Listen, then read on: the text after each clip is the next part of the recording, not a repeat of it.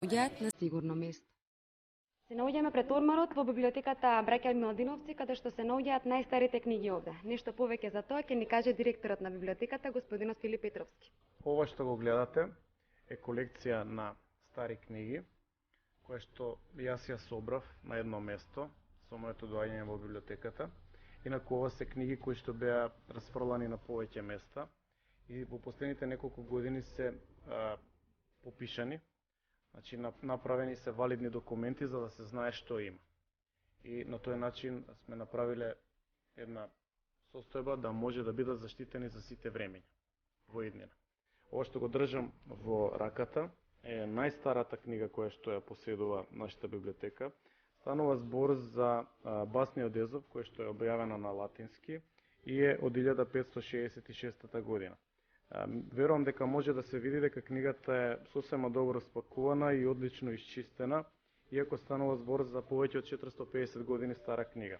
Ова што гледате подолу се македонски изданија после 45-та година. Значи, она што е објавувано во Македонија на почетокот на нашето издаваштво, на нашата писмено објавување на книги по војната, и се гледа дека всушност станува збор за помалецки изданија. Значи, полека се создавало она наше наследство. Еве да речеме неколку зборови за македонскиот литературен јазик од 48 или македонска лирика од 50 и така натаму. Меѓутоа, она што е битно, што сакам да кажам е дека точно знаеме што имаме сега. Не може да се каже дека имаме 500 книги, а всушност да имаме 700 или обратно. И врз основа на тие документи се останува сочувано нашето културно богатство. Која е за тебе највредната книга која што, значи, од овие стари книги која што имаш овде? Сигурно дека оваа книга е највредна затоа што е најстара. За жал не знаеме како завршила тука. Тоа е исто така едно мощно интересно прашање. Како овие книги дошле и они имаат некој свој посебен живот. Паметат сигурно 10-15 генерации од луѓе. Сепак тука се и убаво е што остануваат со нас. Ова има непроценлива вредност. Од културен аспект, ова ако не се чува на овој начин, ќе исчезне и паметењето за тие времења.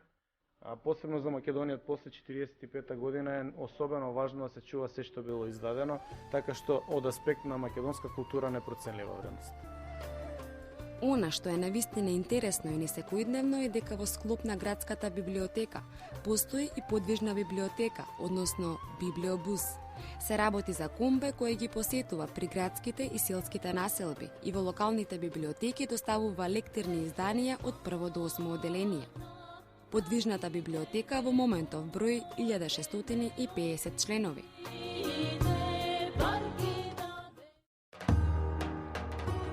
И за крај, поразговаравме за системот Македонска виртуелна библиотека и за проектот наречен e-библиотека за зачувување на старите книги. Кога ќе погледнете било која книга која што е заведена во градската библиотека и го има ова залепено на неа, тоа значи дека таа е влезена во системот на Македонската виртуелна библиотека. Тоа значи дека има свој код и дека вие истава книга можете да ја најдете и на интернет.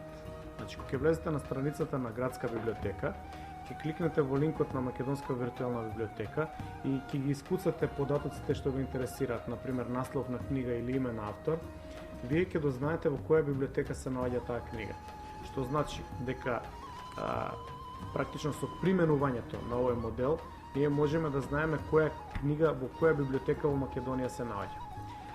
Уште подобро е што овој систем излегува и надвор од Македонија. Значи, неколку балкански држави до Словенија се приклучени, некои се приклучени делумно, некои целосно. Македонија целосно, што е предност.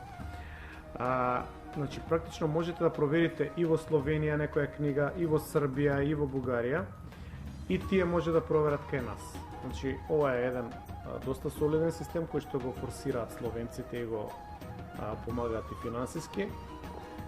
И се создава едно големо семејство на наслови на книги на интернет, за да знаете каде можете било која од книгите да ги искористите. Е-библиотеката е друг проект. Тоа е проект кој што го започнав кога дојдов. Се однесува на старите книги кои што ги имаме, кои што ви ги покажав, значи македонски наслови, од почетоците на нашата официјално објавување на книги, да се истите дигитализираат и во една PDF форма да се објават на интернет на нашата веб страница, за да може истите да бидат достапни 24 часа, да бидат на увид на сите граѓани на Скопје, но и на сите граѓани на Македонија, како и на целата наша емиграција.